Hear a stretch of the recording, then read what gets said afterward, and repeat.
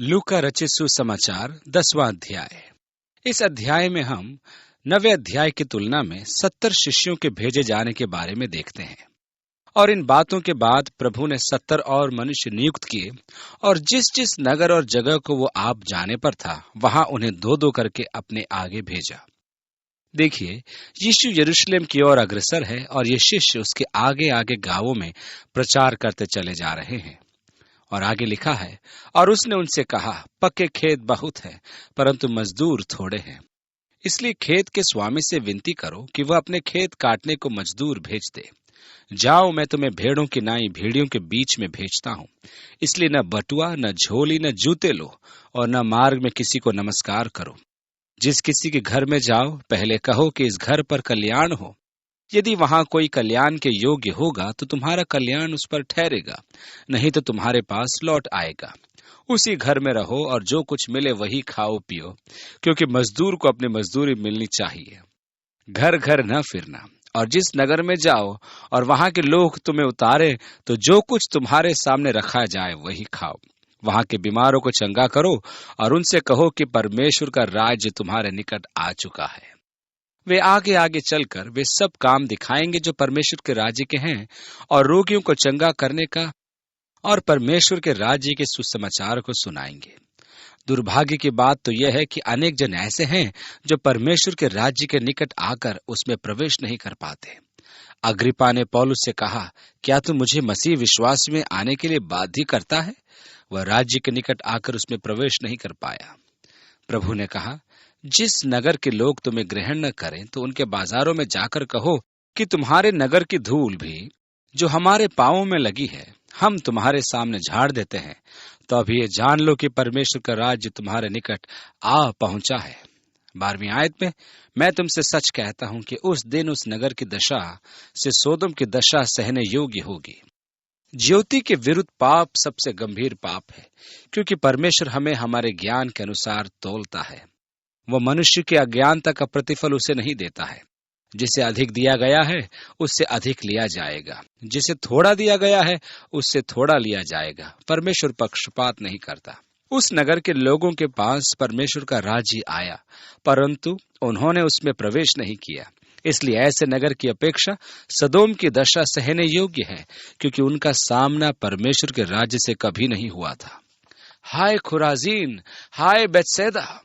जो सामर्थ के काम तुम में किए गए, यदि वे सूर और सैदा में किए जाते तो टाट ओढ़कर और राख में बैठकर वे कब के मन फिराते। परंतु न्याय के दिन तुम्हारी दशा से सूर और सैदा की दशा सहनीय होगी। खुराजीन और बैतसैदा पूरे के पूरे नाश हो चुके हैं। यीशु ने कफरनहूम को भी हाय दी थी, वो पूरा का पूरा नाश हो गया। कुछ वर्षों पूर्व पुरातत्व वक्ताओं को यहाँ बेतसा के खंडर खुदाई में प्राप्त हुए। परमेश्वर का न्याय उन पर भड़का था। और हे कफरनहूम, क्या तू स्वर्ग तक ऊंचा किया जाएगा? तू तो अधोलोक तक नीचे जाएगा। जो तुम्हारी सुनता है वह मेरी सुनता है, और जो तुम्हें तुच्छ जानता है वो मुझे तुच्छ जानता है, और जो मुझे तुच्छ जानता है वो मेरे भेजने वाले को तुच्छ जानता है। यह प्रत्येक परमेश्वर के सेवक के साथ सत्य वचन सिद्ध होता है।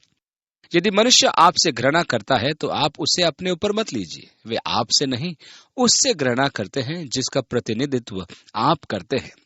इस कारण वे यीशु के प्रति अपनी घृणा को आप पर दर्शाते हैं। सत्य तो यह है कि वे परमेश्वर से घृणा करते हैं, क्योंकि परमेश्वर ने यीशु को भेजा था। यदि कोई आपके प्रचार को सुनता है तो वह यीशु की बातें सुनता है। ध्यान दीजिए कि हम किस प्रकार मसीह में विलीन हैं। वे 70 आनंद से फिर आकर कहने लगे, हे प्रभु, तेरे नाम से दुष्टात्मा भी हमारे वश में है। यीशु के नाम में हमें दुष्टात्माओं पर सामर्थ का अधिकार प्राप्त हुआ है। और आगे लिखा है, उसने उनसे कहा, मैं शैतान को बिजली की नाई स्वर्ग से गिरा हुआ देख रहा था। देखो, मैंने तुम्हें सांप और बिच्छुओं को रौंदने का और शत्रु की सारी सामर्थ पर अधिकार दिया है, और किसी वस्तु से तुम्हें कुछ हानि न होगी। आपको ध्यान होगा कि पौलुस का जहाज टूट गया था, और तट पर आकर जब वे आग जला रहे थे तब एक विषैला सर्प पौलुस के हाथ पर लिपट गया।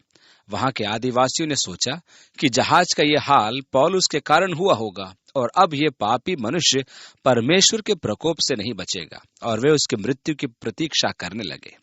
जब बहुत समय निकल गया और पौलुस को हानि न हुई, तब उन्होंने सोचा कि निश्चय ही वह देवता है। मेरा तो यह विश्वास है कि जब तक हमारे जीवन में परमेश्वर का उद्देश्य पूरा नहीं हो जाता, हमें कुछ नहीं हो सकता। परमेश्वर हमारी रक्षा करेगा।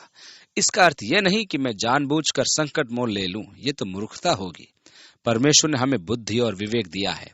वह व्यक्ति जो परमेश्वर के उद्देश्यों के अनुरूप जीवन व्यतीत करता है, उसके ऊपर निश्चय ही परमेश्वर की सुरक्षा का हाथ होता है।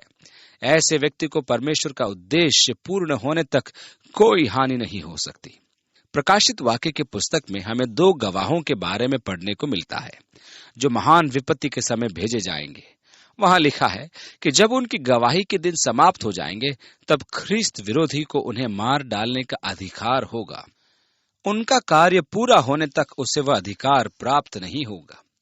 हमारे साथ भी यही प्रावधान किया गया है। जब तक मेरी गवाही के दिन पूरे नहीं हो जाते, मैं सुरक्षित रहूंगा। परमेश्वर अपने उद्देश्य पूर्ति तक मुझे सुरक्षित रखेगा। उसके बाद वह मुझे तुरंत घर ले जाने में अनुग्रहकारी और भला रहेगा। ऐसा भला परमेश्वर क्यों चाहेगा कि मैं अपना काम पूरा करने के बाद पड़ा रहूं? मेरा जीवन उसका है, इसलिए उसका काम पूरा होने तक तो मुझे यहाँ रुकना होगा। मैं प्रतिदिन का जीवन प्रतिदिन जीता हूँ। मैं स्वयं नहीं जीता कि मुझे अगला प्रचार कहाँ करना होगा। मैं प्रभु का दास हूँ और दास होने के कारण मुझे उसके निर्देशों की प्रतीक्षा करनी ही होगी।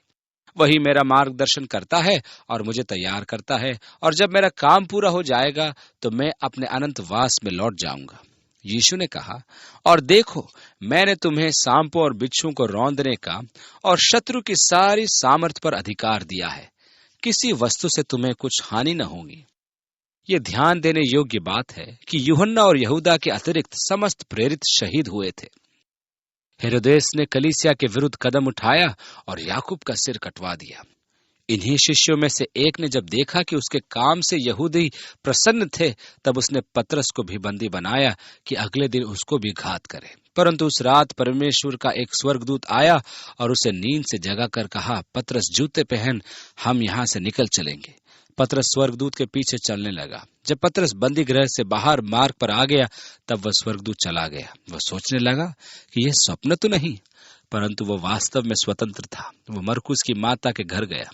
वहां कलीसिया उसके लिए प्रार्थना कर रही थी। जब पतरस के खटखटाने पर दासी लड़की द्वार पर आई, तो पतरस ने उसे पुकारा। वह अपने उत्साह के कारण द्वार खोलने की अपेक्षा भागती हुई भीतर आ गई और पतरस के आगमन का संदेश दिया। कलीसिया के सदस्यों ने सोचा कि उसने कोई भूत देखा है। अब यह न कहना कि यह उनके विश्वास की प्रार्थना का प्रभाव था कि स्वर्गदूत पतरस को स्वतंत्र कर लाया। यह परमेश्वर का प्रतापी कार्य था, क्योंकि पतरस के जीवन में उसके उद्देश्य की पूर्ति होना शेष था। और वह दिन भी आया जब पतरस काम पूरा कर चुका तो उसे घर लौटना था। उसने अपने प्राणहर्ताओं से कहा कि वे उस पर एक अनुग्रह करें कि वे उसे यीशु के सदृश सीधा क्रूस पर न चढ़ाएं। उसका काम पूरा हो गया था। हम सबके जीवन में परमेश्वर का एक विशेष उद्देश्य है, और जब तक वो पूरा नहीं हो जाता, तब तक परमेश्वर हमें सुरक्षित रखता है। तो भी इससे आनंदित मत हो कि आत्मा तुम्हारे वश में है, परंतु इससे आनंदित हो कि तुम्हारे नाम स्वर्ग पर लिखे हैं। यदि आपके पास आनंद का कोई कारण हो, तो वह यह है कि आप परमेश्वर के राज्य के नागरिक हैं और आपका नाम जीवन की पुस्तक में लिखा है। यही आपके आनंद का विषय हो। 21वीं आयत में लिखा है, उसी समय वह पवित्र आत्मा में होकर आनंद से भर गया। ये एक ध्यान देने योग्य बात है कि यीशु पवित्र आत्मा में होकर आनंद से भर गया। क्या आपको कभी ऐसा अनुभव हुआ है? जब परमेश्वर का आत्मा आप में आता है, तो आत्मा में आनंद से पूर्ण हो जाना, उत्साह का एक मनोरम अनुभव हमें होता है।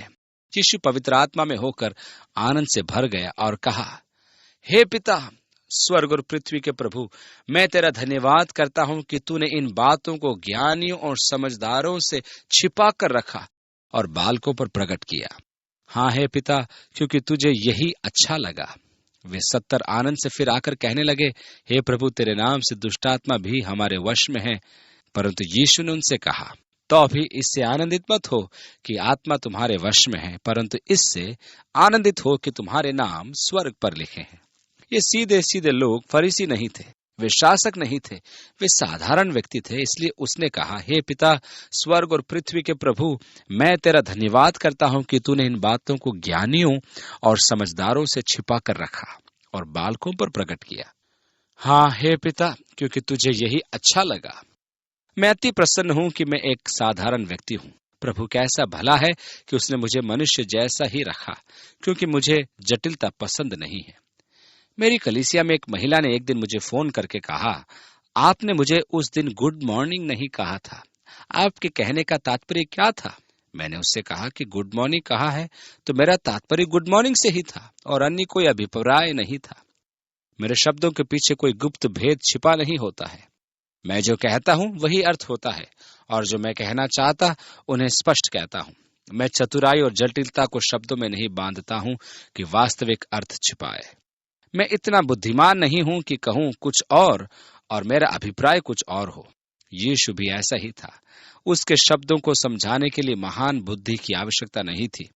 यह दुख की बात है कि अनेक टीकाकार बाइबल की व्याख्या में यीशु के शब्दों को जटिल बना देते हैं। वे कहते हैं यीशु के कहने का अर्थ ये था, और वे उसके सुबोध और सरल शब्दों को आत्मिक जटिलता प्रदान करने लगते हैं और इस प्रकार वे उसका पूरा अर्थ बिगाड़ देते हैं। यीशु वही कहता था जो उसके मन में होता था, और जो उसके विचार होते थे उन्हें वह स्पष्ट कर देता था। आप उसके शब्दों पर विश्वास कर सकते हैं और उन पर निर्भर हो सकते हैं।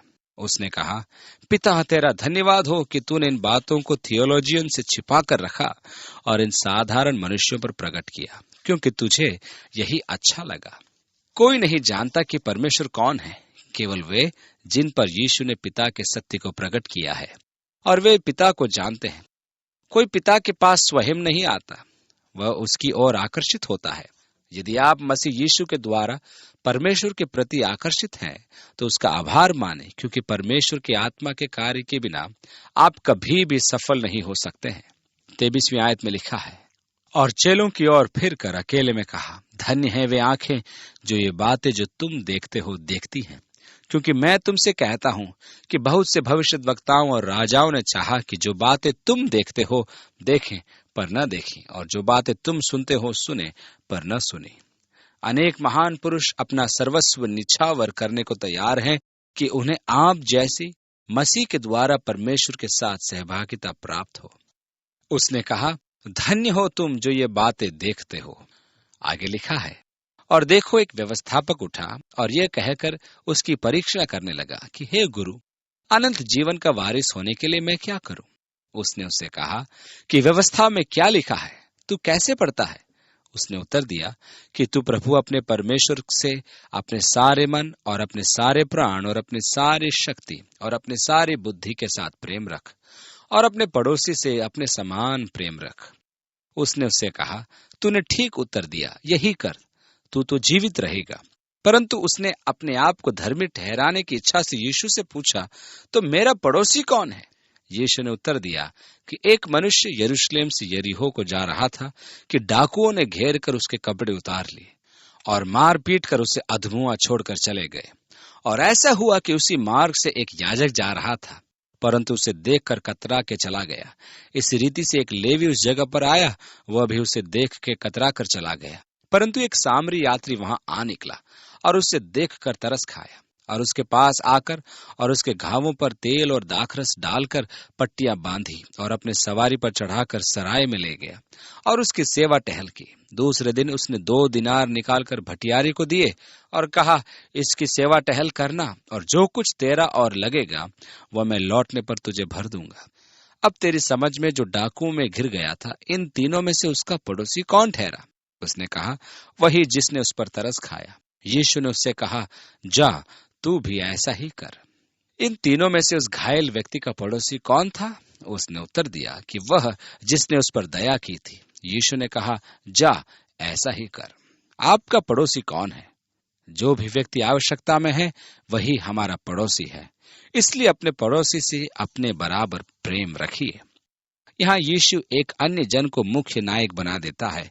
याजक और लेवी अपनी धार्मिकता में कुछ भलाई नहीं करते हैं। उसकी सहायता कौन करता है? एक घृणित सामरी मनुष्य, ऐसा मनुष्य जिससे उन्हें बैर था।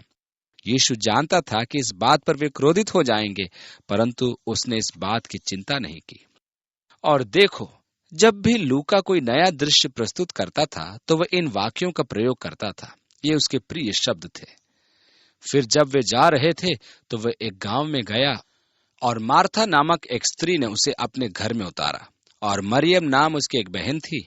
वो प्रभु के पांव के पास बैठकर उसका वचन सुनती थी। पर मार्था सेवा करते करते घबरा गई और उसके पास आकर कहने लगी कि हे प्रभु, क्या तुझे कभी भी सोच नहीं कि मेरी बहन ने सेवा करने के लिए मुझे अकेली ही छोड़ दिया है? उसने कहा, मार्था, हे मार्था, तो बहुत बातों के लिए चिंता करती और घबराती है, परंतु एक बात अवश्य है, और उस उत्तम भाग को मरियम ने चुन लिया है जो उससे छीना न जाएगा। मरियम ने ऐसी क्या चीज चुन ली थी? यीशु के चरणों पर बैठकर शिक्षा ग्रहण करना। परमेश्वर की सेवा के लिए हम भी प्राय अपने कामों में ऐसे व्यस्त हो जाते हैं कि यीशु के चरणों में बैठकर शिक्षा ग्रहण करना ही भूल जाते हैं। परमेश्वर हमारी सहायता करे कि हम अपने कार्यों में इतने व्यस्त न हो जाएं कि हम यीशु के चरणों में बैठकर उसकी उपासना करने का समय और शिक्षा प्राप्त करने का समय ही खो बैठें।